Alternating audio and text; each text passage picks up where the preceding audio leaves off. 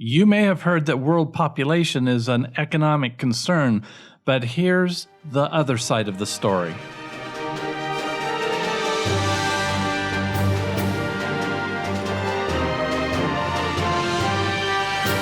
You are listening to Wealth Talks with the McPhees. The United Nations recognizes 251 countries and territories in the world. The United States of America only acknowledges 200 of those, and some other international organizations only recognize about 194. So, based on what the authorities acknowledge, there's differences of opinion, obviously, here. But one thing we can count on for sure is that the human population of the world is decreasing, even though the number of countries might change around from time to time based on the way that borders are defined. Yeah, according to the World Population Review, 232 countries out of the 251 recognized by the United Nations have a decreasing population. And some of those are decreasing at a very rapid rate. Whether we're talking about Italy, which has a very low birth rate because of a high geriatric population, or we're looking at Cuba, Greece, and Japan, where huge contraceptive and sterilization programs have been instituted, like China, the one-child policy, or India, where the Gates Foundation has gone in there and created involuntary sterilization of many women, and Pakistan. All of these countries, including America, by the way, are not reproducing their own population at this point. And many of the experts would argue that that's a good thing because supposedly the world is overpopulated. But is the world really overpopulated? Well, if the population trend continues the way it is, there will be a zero worldwide population growth by 2100. The sad thing is that the population will not have grown by that much. It'll just be around 9 billion at that point. So the question is this really in our favor or isn't it? Now, what comes up here is a declassified document that was published on December 10th, way back in 1974. It was written by Henry Kissinger. It's called the Kissinger Report, but back then it was called the National Security Study Memorandum, also called the NSSM-200. And in that report, Kissinger said that it was in the best interest of the United States to assist for population control where there is U.S. political and strategic interest in the natural resources of certain countries around the world. He was concerned that those countries would consume their own natural resources and prevent that from coming into the United States. That's a scarcity mentality. Yes, very much so. So these countries listed in the Kissinger Report, as it's called today, included India, Bangladesh, Pakistan, Nigeria, Mexico, Indonesia, Brazil, Philippines, Thailand, Egypt, Turkey, Ethiopia, and Colombia. At the same time, he said we should support the United Nations Fund for Population Activities, which is already decreasing populations in 80 countries around the world. He said because this is desirable in terms of United States interest and necessary political terms. So this decrease in human population is just a very narcissist look by certain elites in the United States, or maybe now the world, who think that they deserve all the goods instead of allowing that to be dispersed among all peoples. Interesting. So it turns out this human depopulation or overpopulation idea is really coming from political motivations. It is. And the United Nations Population Fund, called UNFPA abbreviation, has been the way that the United States has pursued this effort in a clandestine way, because this was part of the Kissinger Report. We were never to let it out that the United States was doing this, because we would be accused of imperialism. And so we legalized abortions through the United States, and we provided financial incentives to countries that would increase their abortion and sterilization and contraceptive uses, plus the indoctrinated of children for lower populations. Mandatory population controls by withholding food and even disaster relief from certain countries that wouldn't toe the line with the Kissinger Report's incentives. Interesting. So those are actual implementations from the Kissinger report. This isn't something that we're making up based on a news source or anything like this. This is actually in the report. In fact, it wasn't until the Trump administration stopped funding the United Nations Population Fund that the United States stopped contributing the largest amount of contributions to this United Nations organization to sterilize, murder, abort, whatever you want to call it. Basically what it is. People all over the world simply for the fact that we want their natural resources, according to the Kissinger report. So it's a war in a different way. It's a war against human life. And it's a war to keep the elites in their elite position, because without those natural resources, they are afraid that the law of scarcity, the economic rule that actually produces wealth amongst us, would actually be the downfall of the human race. Interesting. You know, there's a statistic, and I forget what it's technically called, but it's basically how many children per household, per family, are in, and that's usually reported on per country. And I know many of the wealthiest nations in the world right now, the United States included, the population growth, and maybe that's the name for it, is about it's between 2 and 3. It's less than 3 children per household, per set of 2 parents.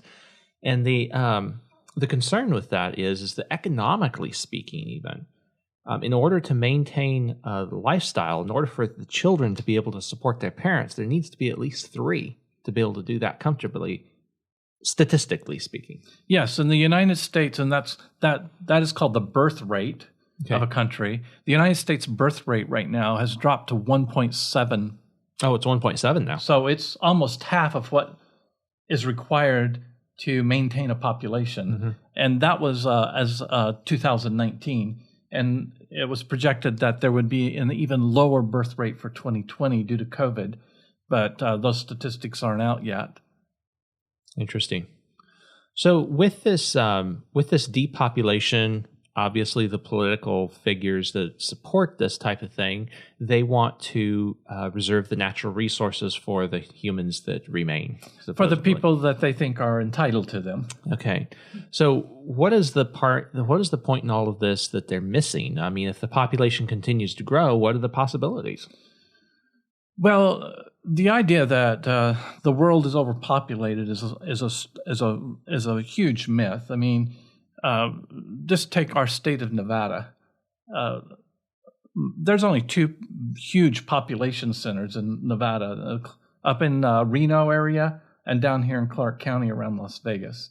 The population of just under 4 million resides in those 2 places. I mean, you can travel for hours and hours and never see another person in this state. And anyone that has taken a flight across the United States in daylight hours when there's no cloud cover realizes that the vast majority of the United States is unpopulated. You could get lost very, very easy and never be found simply because there is that much area. And this idea that we're to conserve all the natural resources and everything, you don't conserve natural resources. We are in a closed system in the world. Those recycle. Things change. You know, we don't conserve water. We might restrict our water usage so that there's more water at certain times, but you don't conserve it. You can't save it. Yeah, it's going to be in one form or the other. It's going to be in one form or the other. That's the law of thermodynamics. That doesn't mean that we shouldn't be taking care of the earth, but we certainly shouldn't be following the Kissinger report where we're out to kill other people so we can get there. That's barbarianism. That's what happened in the old worlds. When you wanted something from a different tribe or a different country, you went to war with them. And this is just a different war. It's a war on the people that those natural resources belong to. And we shouldn't be caught up in this. And we just have to thank God that the Trump administration saw this and stopped funding the United Nations Fund for Population Control, because that is just a hideous, occultish war. On the unborn and on unawares people. And it's not that that certain countries are becoming aware that their populations are becoming unsustainable. Like South Korea, Singapore, France, Australia, Canada, Russia, and Poland, and Denmark, they are now providing tax incentives, early time off work every third week of the month, free automobiles, and limiting one-bedroom apartment constructions as a way to encourage couples to have more children. Interesting. Because they realize if they don't do that, then they are going to be overpowered by the world elites because they won't be able to keep up their own country. Yeah, it's interesting.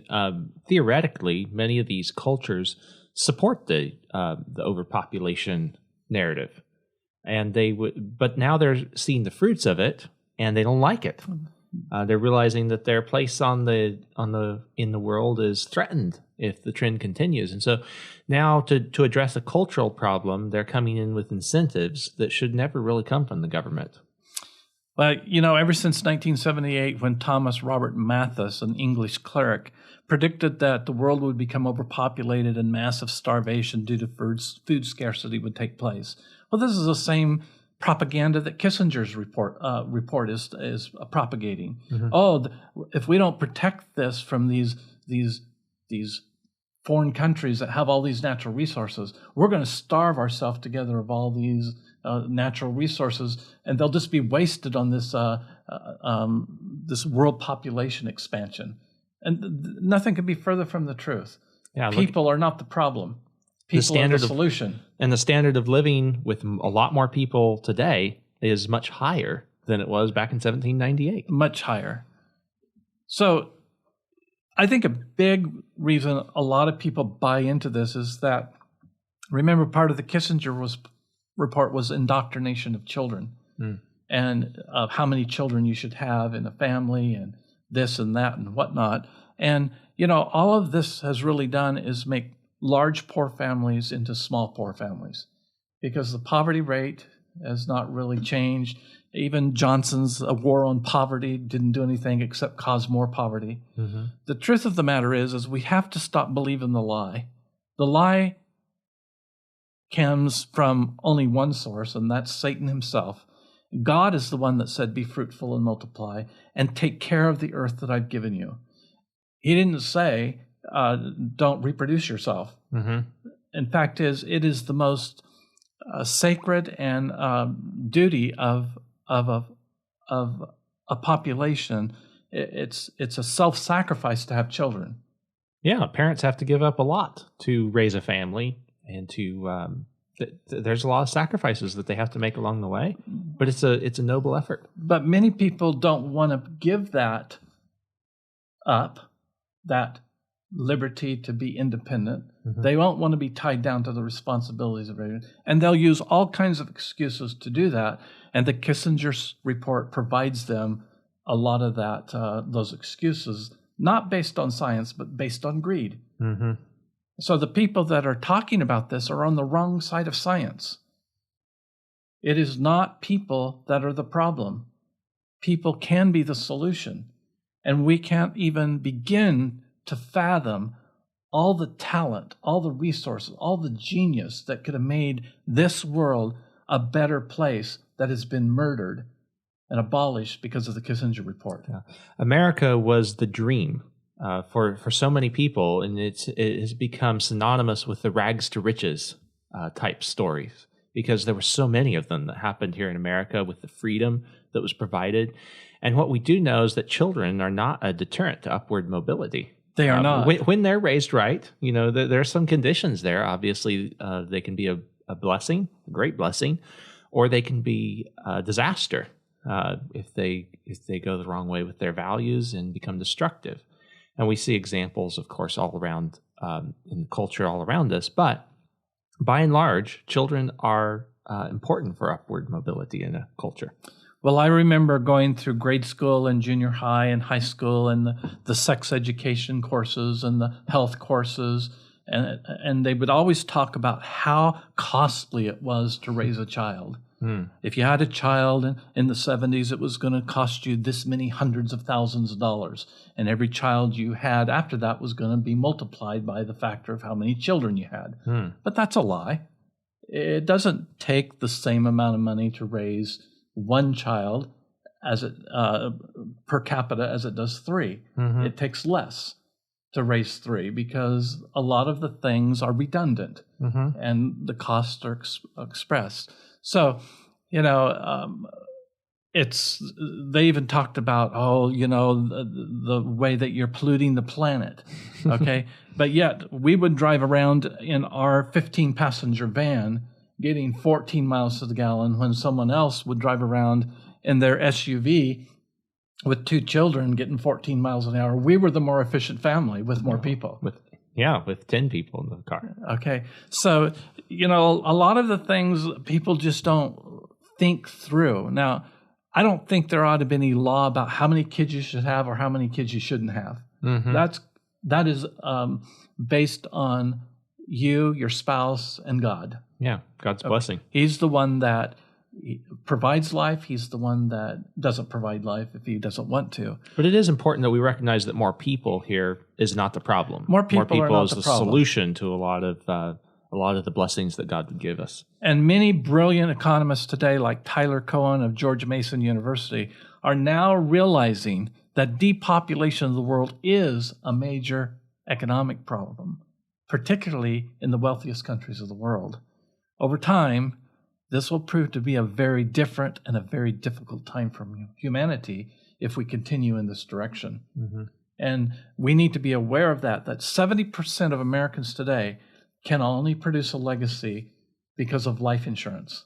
That's interesting because just here recently on the podcast, we talked about legacy, the people who want to build it and the people who don't, people who say, well, I want to live it all up, let the next generation take care of itself. At least these problems won't be an issue in my day. Legacy thinking, on the other hand, looks beyond the current generation, looks to what you can create for the future.